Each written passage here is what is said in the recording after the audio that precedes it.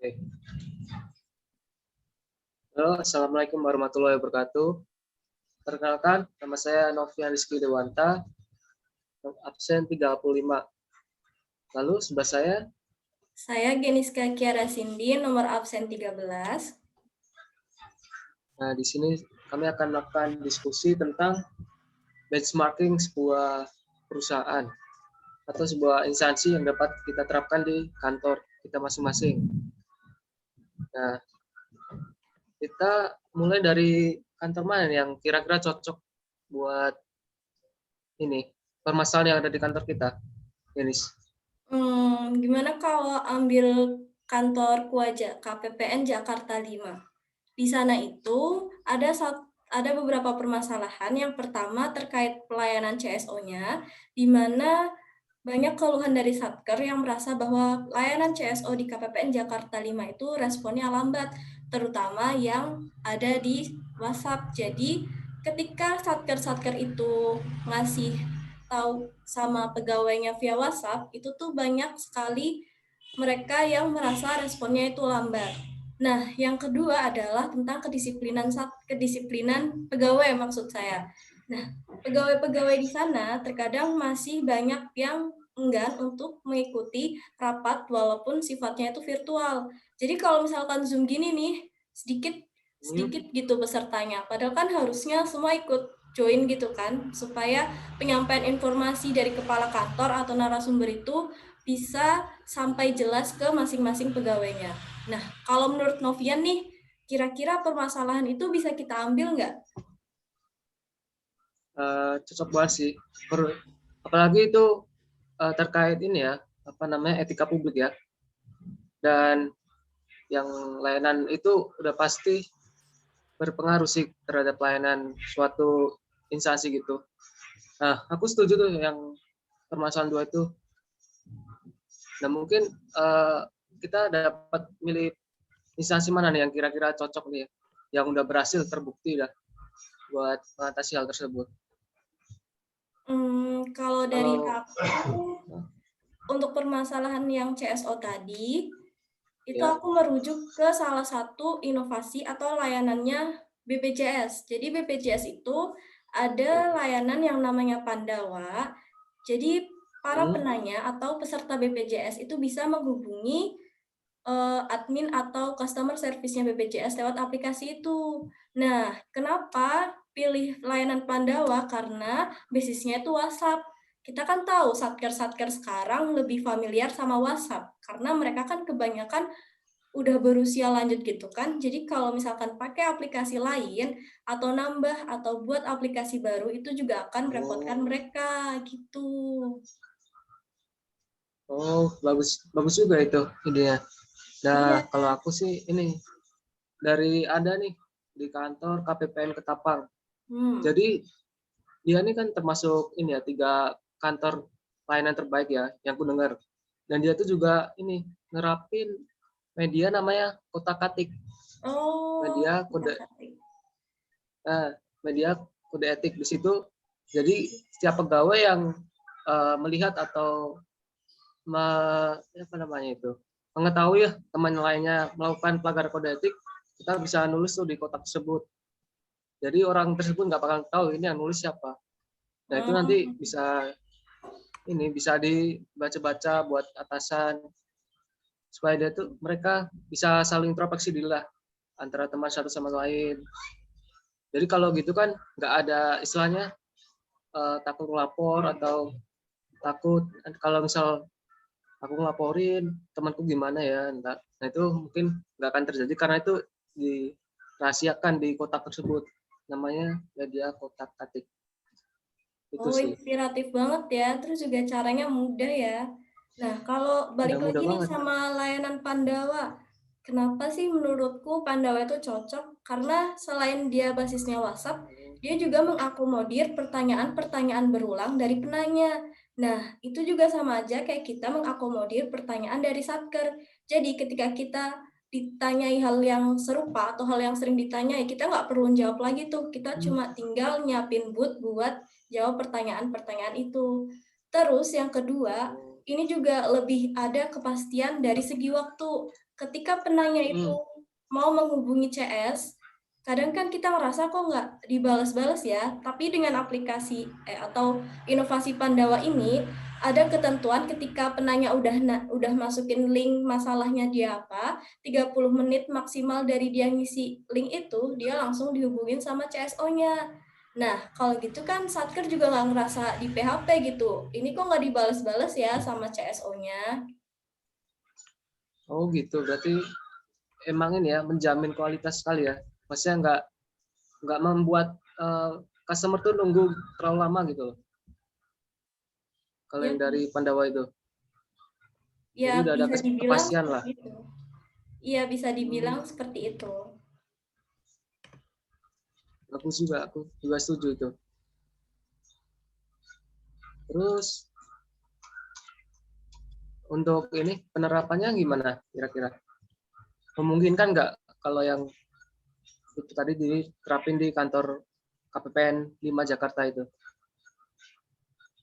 Kalau soal yang layanan Pandawa tadi sebenarnya memungkinkan, tapi kita harus punya istilahnya komponen pendukung, yaitu orang yang bisa bikin teknologi boot tadi. Tapi ada cara lain atau alternatif lain kalau misalkan di pegawai KPPN Jakarta 5 itu nggak punya kemampuan untuk istilahnya merakit boot, kita bisa memanfaatkan pihak ketiga.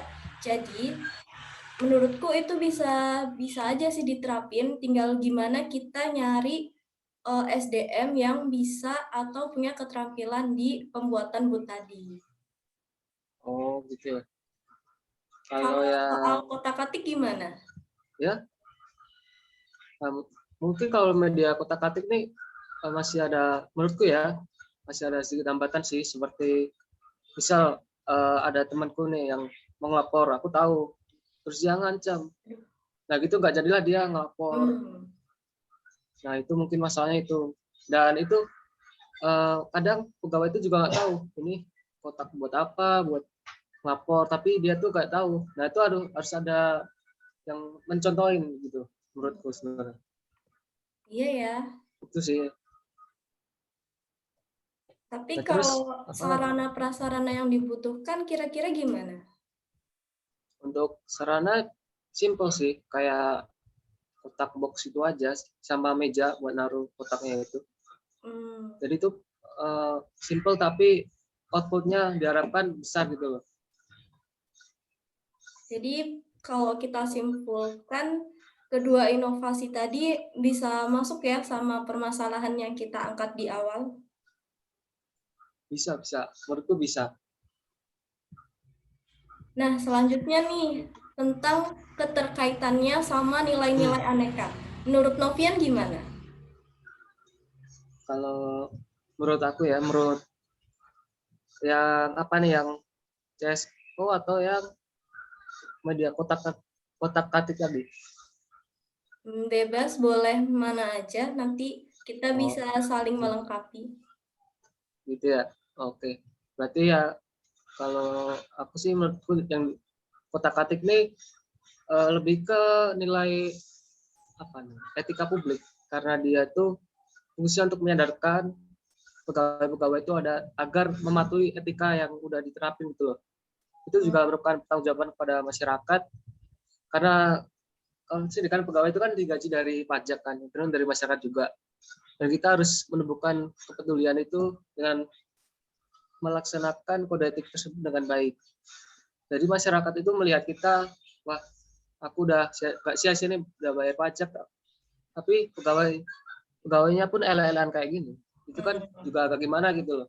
Jadi ya harus sesuai kode etik yang berlaku. Menurut Geniska ada tambahan nggak? Mungkin terkait kotak-atik kita juga bisa nambahin tentang akuntabilitas kali ya. Karena masing-masing pegawai kita kan harus bisa yang namanya mempertanggungjawabkan apa yang kita lakukan. Nah, dari bentuk tanggung jawab kita itu salah satunya adalah mematuhi peraturan.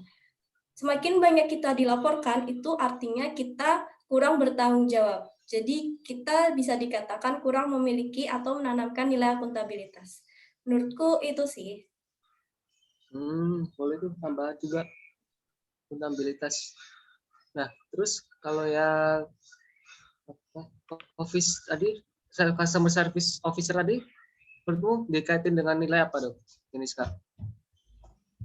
Mungkin bisa nilai akuntabilitas, karena keterbukaan informasi itu adalah hak bagi stakeholder kita. Jadi semakin stakeholder itu mudah untuk mendapatkan informasi, kemudian menghubungi kita, itu tuh merupakan salah satu indikator pelayanan yang baik gitu. Jadi ketika kita menyediakan ruang komunikasi yang baik, itu juga akan meningkatkan pelayanan dan akuntabilitas kita pun jadi meningkat. Oh gitu ya, berarti pokoknya supaya ada interaksi gitu ya, bisa sebagai evaluasi juga, misal kalau ada keluhan gitu dapat langsung masuk gitu tanpa ada jeda waktu yang berarti, itu ya maksudnya Nisa?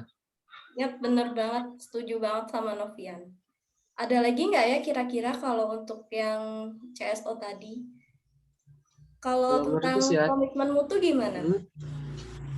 Boleh tuh komitmen mutu, karena di sini kan berhubungan erat sama ini ya, inovasi ya. Tadi kan pakai bot, terus ya lebih efisien juga karena kita nggak usah datang ke kantor, kasih surat aduan, nggak perlu juga. Dan ini komitmen mutunya juga bisa dikaitkan juga karena dia ada apa namanya, memperbaiki kualitas kinerja. Jadi kan dari keluarga itu berarti dapat dievaluasi bahwa instansi tersebut banyak masalah atau semakin banyak keluhan, berarti masalah yang ada itu terjadi gitu loh, nggak cuma sebatas ada masalah tapi kok nggak ada laporan gitu kan, kurang kurang ada bukti. Kalau misal kita pakai itu tadi kan, kalau ada keluhan ada buktinya, ini ada yang mengadukan apa gitu. Menurutku itu sih. Mantap. Jadi itu ya tadi keterkaitan antara permasalahan, kemudian benchmarking kita, kemudian kaitannya dengan nilai aneka. Kira-kira kesimpulan yang bisa kita tarik apa nih? Dari Novian dulu mungkin. Kesimpulan yang dapat ditarik yaitu kita tidak usah susah-susah mencari suatu ide, tapi kalau udah ada ide yang terbukti berhasil diterapkan di kantor lain, mungkin gitu bisa diserap idenya, atau enggak kita adaptasi lah sedikit dari ide yang sudah berjalan itu. Kalau menurutmu gimana, Deniska? Kalau menurut aku ya setuju juga tadi, ketika ada yang bisa dicontoh, kenapa nggak coba kita ubah, kita sesuaikan sama kondisi kantor kita gitu. Dan satu hal lagi mungkin jangan istilahnya jangan ragu untuk berinovasi, jangan ragu untuk menciptakan sesuatu yang bisa memudahkan kinerja kita dan juga memuaskan stakeholder kita. Ya, intinya dari semua inovasi ini intinya untuk kepentingan publik ya, intinya semua ini. Iya. Kepentingan publik, kesejahteraan masyarakat, jadi akuntabilitas masyarakat itu jelas. Nggak hanya sekedar kita itu bekerja dengan sesuka hati kita, tapi nggak ada standarnya, nggak ada pengawasannya. Nah, maka perlulah inovasi-inovasi ini supaya bukan bentuk akuntabilitas kepada masyarakat juga sih. Yap, itu ya, Deniska. Udah, ada lagi yang mau disampaikan? Kalau aku cukup sih, udah itu aja. Oke. Bisa kita closing mungkin diskusi kali ini. Silahkan, Novian. Baik, sekian diskusi pada kali ini. Assalamualaikum warahmatullahi wabarakatuh. Terima kasih. Terima kasih, dadah.